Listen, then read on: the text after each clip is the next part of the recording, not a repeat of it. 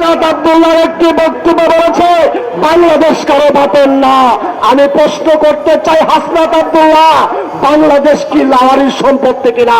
শুনে রাখো হাসনাত আব্দুল্লাহ, বাংলাদেশ আমার বাবার, বাংলাদেশ 30 লক্ষ মা বোনের ইজ্জতের বিনিময়ে রেকর্ড করা সম্পত্তি। বাংলাদেশ লক্ষ কোটি স্বাধীনতার শহীদ জিয়া সহ লক্ষ কোটি শহীদের রক্তের বিনিময়ে দলিলকৃত সম্পত্তি। তোমার বাবার না হতে পারে, আমাদের বাবার, বাংলাদেশের 11 কোটি মানুষের বাবার সম্পত্তি। আজকে বলে আমরা ক্যান্টনমেন্ট থেকে গঠিত কোনো দল না। হাসনাত আব্দুল্লাহ বাংলাদেশের একজন সেনাপ্রধান, যিনি জাতির ক্রান্তি লগ্নে যখন পাকিস্তান সৈন্যরা নির্বিচারে হত্যা করেছিল, যখন রাজাকার আলবদররা এই দেশের মানুষকে মারার সহযোগিতা করেছিল, তখন এই দেশের মানুষকে প্রাণ দিয়ে, জীবন দিয়ে, স্ত্রী পুত্র ছেড়ে দিয়ে ওই ক্যান্টনমেন্ট থেকে মেজর জিয়াউর রহমান স্বাধীনতা ঘোষণা দিয়েছিল। যদি চট্টগ্রামে স্বাধীনতা ঘোষণা না দিত, আজকে তোমার মতো হাসনাত আব্দুল্লাহ পাই পাই করে কথা বলতে পারত না, তোমার বাপের এই দেশে জন্ম হতো না। কথাটা মনে রাখতে হবে। বাংলাদেশ আমাদের রক্ষা করতে হবে। এই দেশে সংস্কারের নাটক শেখ হাসিনা শুনিয়েছে, উন্নয়নের নাটক, আর এই উপদেষ্টা মন্ডলী শোনাচ্ছে সংস্কারের নাটক। সংস্কার তো শেষ হয়ে গেছে, পুনর্বাসন শেষ হয়ে গেছে। একমাত্র আওয়ামী লীগের শেখ হাসিনা বাদে সমস্ত আওয়ামী লীগ পুনর্বাসন করা হয়ে গেছে। বাকি আছে শুধু শেখ হাসিনা। এটাও এই এনসিপি আর জামাত পুনর্বাসন করে শেখ হাসিনাকে দেশে নিয়ে আসবে অল্প কিছুদিনের মধ্যে।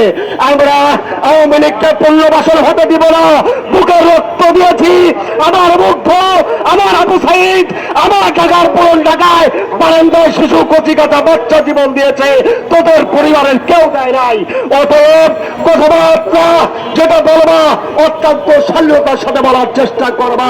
আমি প্রশ্ন করতে চাই, সার্জিসের পরিবারে কেউ নিহত হয়েছে? আব্দুল্লাহর পরিবারে কেউ নিহত হয়েছে?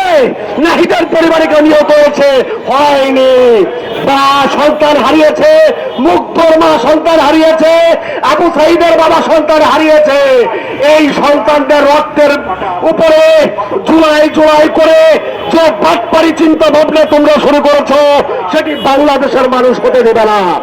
আজকে যদি তোমরা ছাত্র সমাজের কল্যাণ চাইতে, জুলাই যুদ্ধের কল্যাণ চাইতে, যদি বাংলাদেশের মানুষের সত্যিকারের কোনো মঙ্গল চাইতে, তবে সিনিয়র সিটিজেনদেরকে ডেকে ডেকে একটি নাগরিক দল তৈরি করে সেখানে কোনো বৈষম্যের সৃষ্টি হতো না, সেখানে কোনো যুদ্ধের সৃষ্টি হতো না।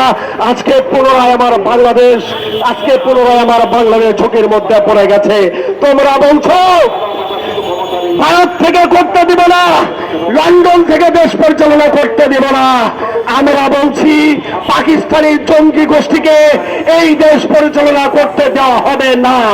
যদি পাকিস্তানি জঙ্গি গোষ্ঠীকে এই দেশ পরিচালনা করবে দেওয়া যায়, আমার বাবুরেরা আবারও ইজ্জতের ঝুঁকিপূর্ণ অবস্থায় পড়বে। আমার দেশের জনগণ আবারও যুদ্ধ করতে হবে, আমার দেশের জনগণ আবারও জীবন দিতে হবে। আমরা আর এই রক্ত রক্ত খেলা চাই না। আমরা চাই আমার সোনার বাংলাদেশ একটি সুফলা সবলা বাংলাদেশ থাকবে। সেই জন্য এই আগামী ফেব্রুয়ারির মধ্যে নির্বাচনের কোনো বিকল্প নেই। নির্বাচন নিয়ে কোনো প্রকার বাঞ্ছাল